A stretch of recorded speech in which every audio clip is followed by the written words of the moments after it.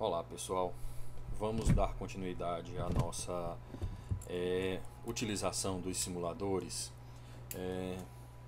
Hoje fazendo de novo uma eletroforese, só que dessa vez de proteína em gel de poliacrilamida.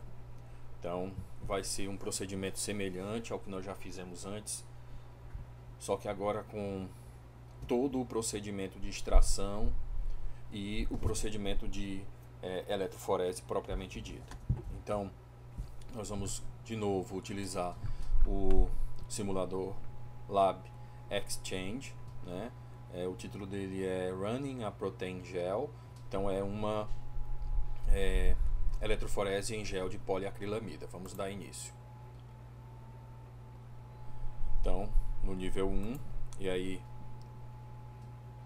como de costume, nós temos aqui o contexto. Qual é o contexto? Então, a eletroforese em gel de proteínas é uma técnica importante dentro do laboratório. Por quê? Porque ela pertence àquela categoria das técnicas de separação.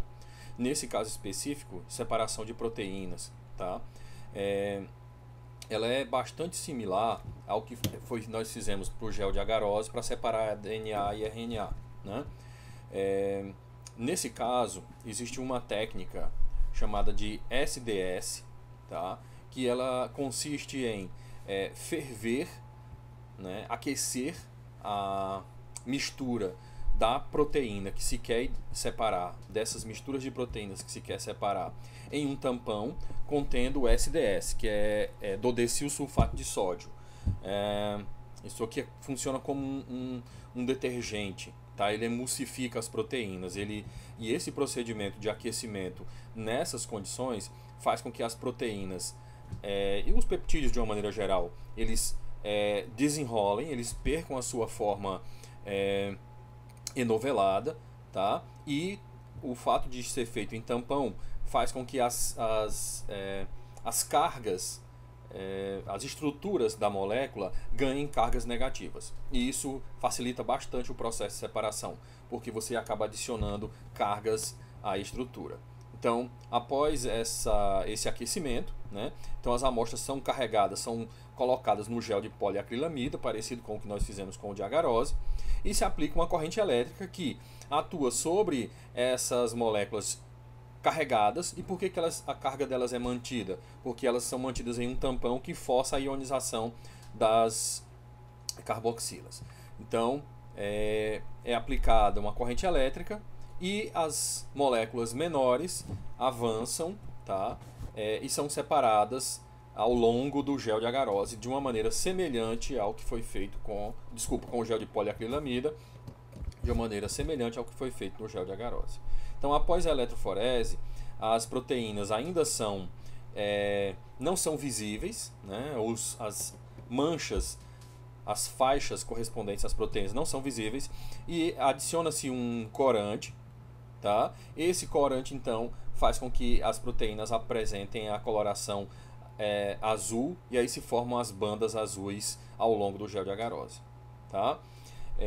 Um complicador desse processo é que quanto mais complexa for a amostra, ou seja, quanto mais proteínas houver na amostra, mais difícil vai ser de visualizar uma proteína isoladamente. Por quê? Porque muitas estruturas peptídicas vão ter quantidades de carga semelhante e tamanho semelhante, então elas tendem a ficar se sobrepondo. Então isso acaba sendo um pouco mais difícil de ver quanto mais complexa for a amostra, ou seja, se for um extrato celular completo, integral, com muitas proteínas podem ter tamanhos semelhantes, tá? Então, uma alternativa a isso é a próxima técnica que nós vamos trabalhar, que é o Western blotting. Ele permite que se isole das demais uma proteína em específico utilizando anticorpos que são seletivos para aquela proteína. Mas hoje nós vamos ver como é que se faz o gel de agarose. Aqui nós temos os materiais que nós utilizaremos na simulação. Esses materiais são o próprio SDS, né, que é sódio dodecil sulfato de sódio, as células que nós vamos usar para extrair as proteínas, e aqui ele chama de tipo selvagem, que é o tipo normal, regular, de célula alvo, né, E aqui um outro tipo celular, que é a célula de pâncreas, que vai ser usado também como controle, eu vou já explicar. E aqui nós temos as duas células-alvo, na verdade. São essas duas células que são geneticamente modificadas, e a missão do processo aqui é identificar, verificar se essas células realmente apresentam essas proteínas, ou nesse caso não apresentam essas proteínas alvo. Tá? Então, modificou-se geneticamente duas linhagens de células do mesmo tipo que essa, e aí observa-se qual é o comportamento dessas células para produzir um determinado tipo de proteína. Aqui nós temos a escala, que é uma mistura de peptídeos que vai gerar uma escala de tamanho para que a gente possa comparar as nossas proteínas, e aqui o tampão. Esses materiais já são velhos conhecidos, as micropipetas, as ponteiras, Eppendorfs, tubos vazios, que vão usar para preparar as amostras, e os materiais específicos, os equipamentos específicos de hoje. O gel de poliacrilamida, a cuba de eletroforese, a fonte, que vai gerar a corrente, né, elétrica, e os cabos de alimentação, os cabos de conexão. Aqui nós temos a centrífuga, nós temos o descarte, né, e o bloco de aquecimento, que vai servir para a gente fazer aquela parte de aquecer e desenovelar as proteínas. Vamos lá, então. Então, aqui nós temos que fazer algumas predições. Então, essas predições são baseadas em algumas características, e antes disso a gente tem que entender o conceito de controles. Controle tanto positivo quanto negativo, tá? Então, nesse caso específico, vai se usar a técnica chamada de SDS poliacrilamida gel, que é resumida para SDS PAGE, para separar proteínas de extratos celulares que contenham todas as proteínas de uma determinada célula. Tá? As células de interesse são aquelas que foram editadas pela técnica CRISPR, tá? Que são linhagens de macrófagos. Então, os macrófagos editados, que foram geneticamente alterados, são o nosso foco. Adicionalmente, duas linhagens de macrófagos também precisa incluir, além dessas duas linhagens de macrófago editadas geneticamente, nós precisamos incluir controles positivos e negativos. Tá? A função do controle é aumentar a credibilidade da técnica, do método, e a reprodutibilidade, ou seja, dos resultados. Ou seja, para permitir que sempre que se faça um procedimento semelhante, se tenha alcance resultados também equivalentes. Tá? Então vamos lá. Controle positivo. O controle positivo é uma amostra de um experimento que produz um resultado conhecido, né? Então é isso que faz o controle positivo ser um controle positivo. O resultado, quando se realiza o teste usando o controle positivo, nesse caso, usa-se algo que dê um resultado que se conhece, né? E dessa maneira testa-se a amostra contra este padrão, tá? Então é usado para confirmar, inclusive, o funcionamento dos reagentes, ou seja, para verificar se o método está funcionando adequadamente. Nesse caso, nesse experimento, o controle positivo é uma linhagem de células selvagens contendo uma determinada proteína de superfície chamada de CCR5, tá? Então, de acordo com o que você já viu do explicado em relação ao controle positivo para este experimento, qual seria a melhor célula para controle positivo desse experimento? Você seleciona uma opção e submete sua resposta, tá?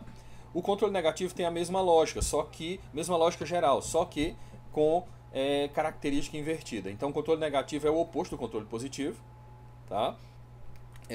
O controle positivo produz um resultado conhecido, enquanto o controle negativo é utilizado para não produzir nenhuma resposta sob as mesmas condições, tá?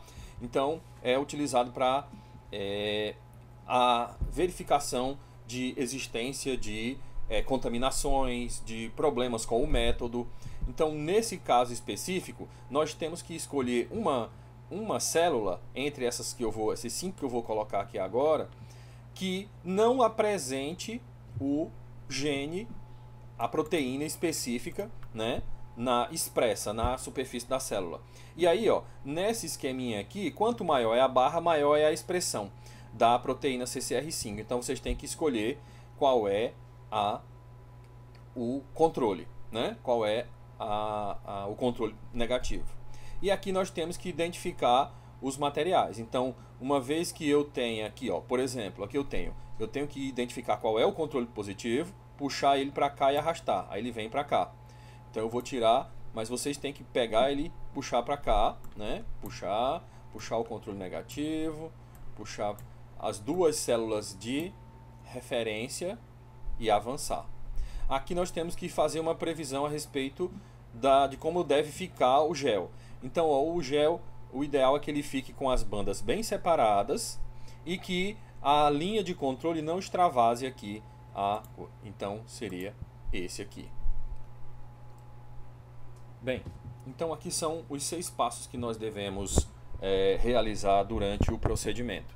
Então vamos lá: coletar as células, adicionar a amostra do tampão, desnaturar as proteínas, centrifugar as amostras, carregar a amostra no gel, conduzir a eletroforese propriamente dita. Então, só para lembrar, todos os passos de cada uma das etapas estão aqui do lado, na sequência que devem ser executados. Então, qual é o nosso primeiro passo aqui? É ajustar a temperatura do bloco de aquecimento para 95 graus. Onde é que está o bloco de aquecimento? Está aqui. Então, a gente clica nele, tá? E ajustamos a temperatura para 95 graus. Então, vamos lá.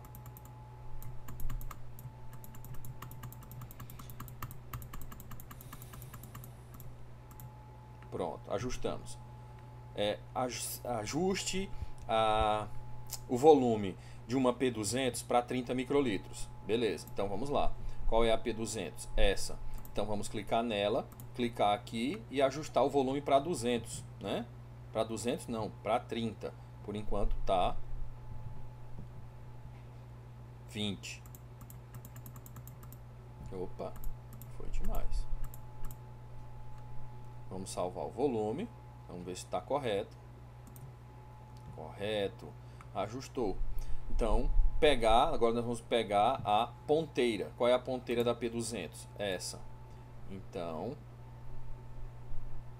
vamos lá. Vamos lá, amiguinho. Coloque. Por que não está pegando? Porque eu não estou colocando do jeito certo. Talvez. Pronto. Então é só um jeitinho. Fecha a tampinha. E agora vamos para o próximo passo. Leve a micropipeta com sua ponteira até o tipo celular de células selvagens. Qual é o tipo celular? Esse aqui, ó. Esse aqui, Wild Type Culture. Então a gente abre o frasquinho, coloca a pipeta aqui. Então agora nós vamos recolher o líquido. Lembra que tem que apertar só até o primeiro nível. Pronto, puxamos o líquido. Será que puxamos? Não. Vamos lá. Pronto, agora puxamos. Aí nós vamos fechar o tubinho. E agora vamos fazer o que manda aqui. Fechei já o tubinho. Leve a micropipeta até o tubo identificado como células selvagens. Então, vamos colocar aqui. Abrir o tubinho, colocar aqui dentro e descartar o material, né? Agora sim, apertando até o segundo nível. Pronto. Vamos levar até aqui. Tá? Abrir aqui e descartar o material. Fechar o tubo e agora repetir o mesmo procedimento para os demais tubinhos. Então, vocês vão repetir o procedimento para todos os demais tubinhos, ou seja, pegar uma nova ponteira e aí fazer a mesma coisa com a célula de pâncreas colocando aqui. tá? Então, repetir todo o procedimento até colocar cada um dos elementos aqui dentro dos Eppendorfs. Ok? Vamos lá. Agora, depois de fazer isso tudo, tá?